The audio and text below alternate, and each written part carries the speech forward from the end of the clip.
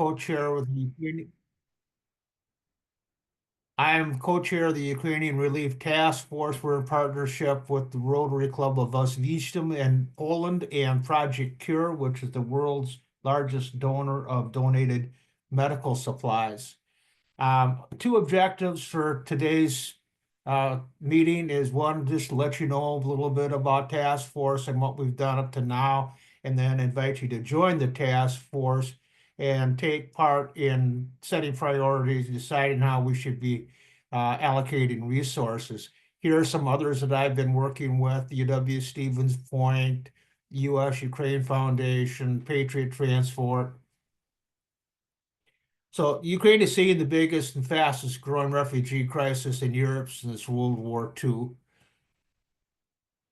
Russia has been destroying non-military targets like schools, bus stops, just trying to terrorize and demoralize the citizenry.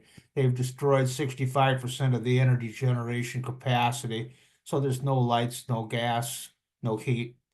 Not enough internet or phone connections to facilitate a safe escape or see if family members are safe.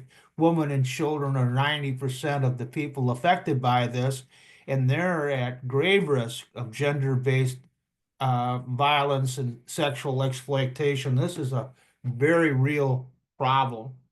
And the war is causing a lot of supply chain disruptions so that other countries that usually rely on Ukraine for foodstuffs are not getting their needs met. This is especially disastrous for other countries experiencing humanitarian crises. Biggest challenge for us is fighting misinformation, and that includes a lot of the misinformation that circulates here. You know, for example, people are talking about how Ukraine is a black hole of corruption, and there's 90% of America's Ukraine aid dollars don't even go to Ukraine.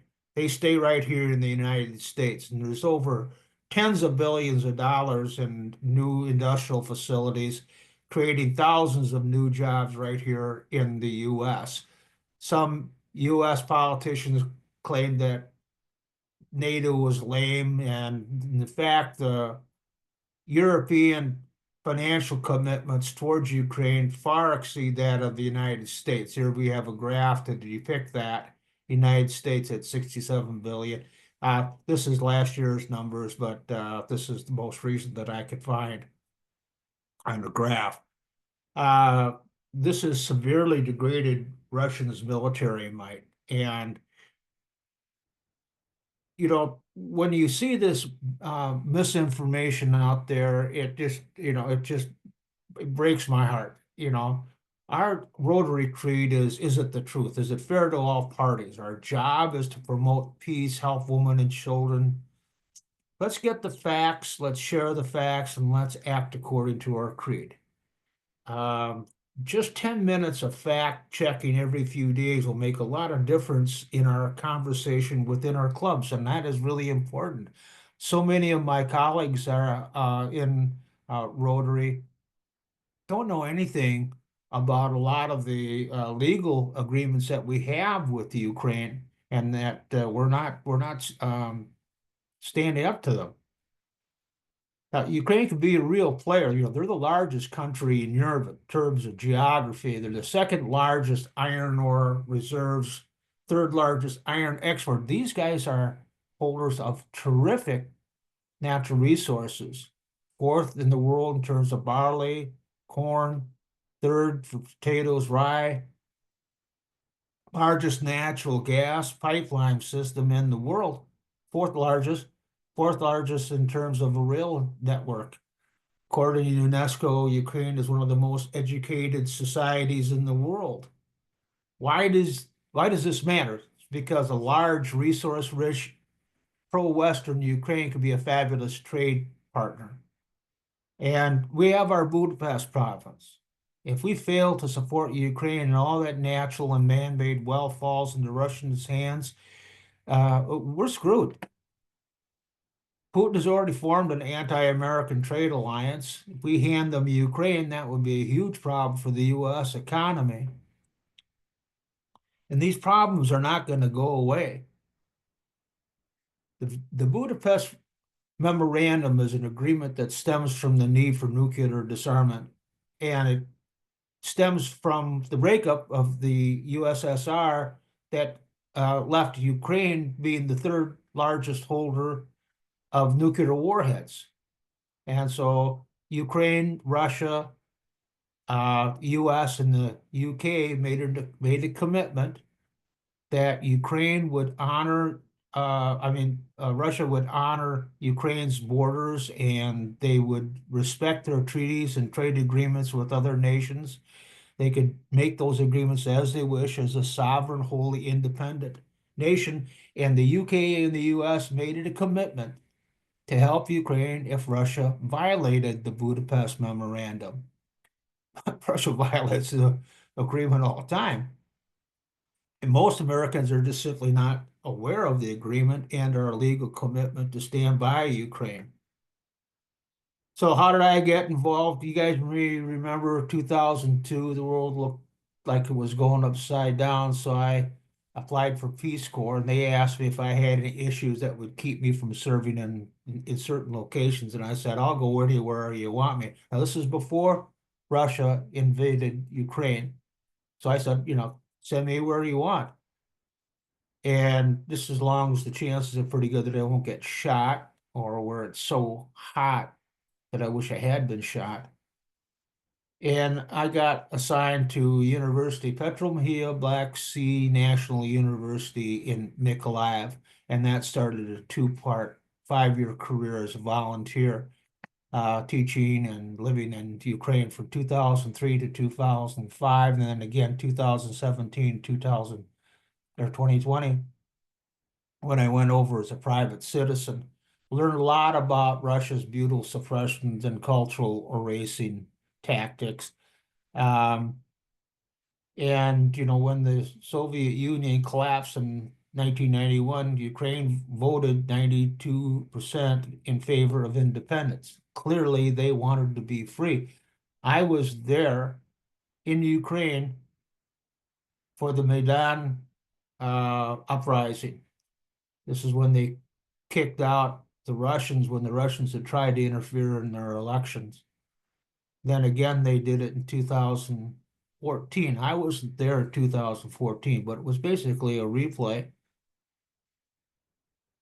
So you understand this history, you'll understand why Ukraine may never put down their arms despite President-elect Trump's threat to cut off aid to force negotiations. We could end up with another Afghanistan. We've seen this before. I think it's better if we just live up to our obligations and end this war equitably. My Peace Corps service ended in 2005, and I was invited to return in 2006, and I went back there to start the Ukrainian Center for Journalism Integrity and to work on community development work. Here's a map of Ukraine. Over here in the lower left, you can see this is Ukraine in red, surrounded by Russia, Scandinavia, Belarus in the north, Poland to the west, Black Sea to the south. Here's Crimea. Here's Russia over here on the far lower right. And this is Kerch, where crazy Putin decided he's just going to build a bridge across the Kerch Strait into Crimea. This is what the heck, let's take it. And they came up through Kherson. Here you can see that's at about 11 o'clock. And then from Kherson, they came up through Mykolaiv, where I was stationed eventually. And they got kicked out of Mykolaiv and went up to Voznesnets, where I was eventually working on community development up there. Their plan was to invade Odessa from the north. Here you can see Odessa on the Black Sea. And that's at about 7 o'clock on the map here.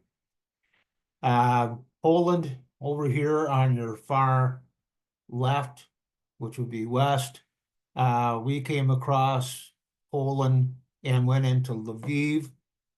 It's a pretty good sized city here. And we took some medical supplies to them. 12 o'clock is Kiev. This area over here is what they call the Donbass. Looking again at 2019, I was working on community development in Vosensense, and that was going pretty good. But in March 2020, COVID forced me out. March of 2022, full-scale war. Um, and my students were keeping me updated. This is a photograph from a security camera in Mykolaiv, and this burning building is my old apartment. They lined up about 4 tanks and just blasted the crap out of that building. There's, people living there. They had no military value at all. And this is literally my apartment that you're looking at here. They blew that up and then they went next door to this big shopping center and looted the pharmacy. Then they drove up this big boulevard here and attacked the zoo. Um, Shortly thereafter, they attacked my old university. This is my ex-boss, Leonid Komlenko. He was the president of the university.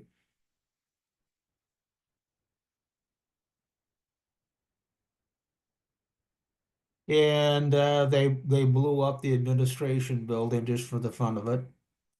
So I was getting emails asking for help, and I formed a Project Cure partnership to get good quality, low cost medical supplies and a higher level of legitimacy for my fundraising efforts. And we developed some plans for some missions.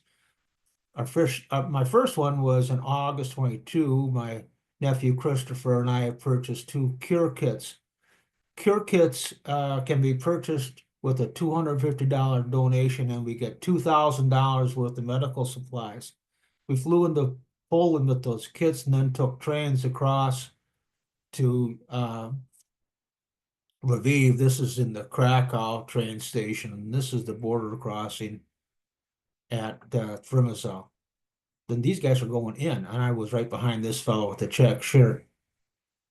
We also got a visit from a bomb-sniffing dog who went nuts over our bags, and Christopher knelt down to show the military police what we had there, and they stuck an M16 in his ear and told him to put his hands up. Luckily, there was a UN translator right there, and we get hugs and thank yous all around for bringing the stuff over, and then the dog jumped up on my lap. We met my former student and young woman who is now a logistics specialist with Doctors Without Borders. We met her at the Lviv train station and then went to meet uh, some volunteers who came all the way up from Mykolaiv so we can give them the cure kits and the range finders that we had secured from uh, Vortex Optics in Barneveld, Wisconsin. So we were feeling pretty good about ourselves and went to get some coffee. We were totally oblivious to having violated the Project Cure policy about not helping NGOs that provide aid to territorial guards. That's their policy. I didn't know it. Anyhow, so we're having coffee, and then 40 minutes later, we were at a grocery store, and I was buying the guy some groceries, and air raid sirens went off, and luckily enough, Andrew, my former teaching assistant and Tanya's boyfriend, I guess, he was with the German Red Cross and knew exactly where to go. So we went over to this Lviv maternity hospital and waited for the sirens to shut off. So what do we learn from this first mission? This is, well, we can get $2,000 worth of medical supply, and that's a great for $250. But we're not supposed to give these supplies to the territorial guards, who get very little support from the regular army. There's no real painkilling meds in the kits, no tactical tourniquets, that kind of stuff. So they're nice and they're great for natural disasters, but they're not real heavy duty. And schlepping a kit across Poland and Ukraine along with your regular bags is a lot of work. So we might look at just paying $1.99 per pound to ship the kits. Maybe we could do a friendship tour to Poland and have each traveler carry just half of a kit. So if we had 12 travelers with 6 kits at purchase price of $250, that's $1,500 for $12,000 worth of medical aid. Mission number 2 is a couple of friends in Madison did a donation drive. They picked up 113 boxes of goods. These, by the way, over here on your right, these 2 canvas totes, these are care kits.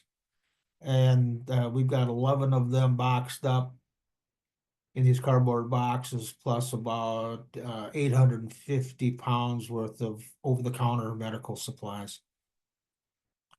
I did a collection at Stevens Point at the same time, and thank God for Stevens Point Rotary. They helped me find a trailer.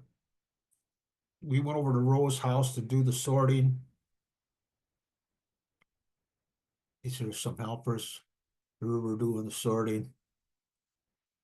Patriot Transport picked up all 246 boxes in Madison and delivered to TRT Logistics in New Jersey for free.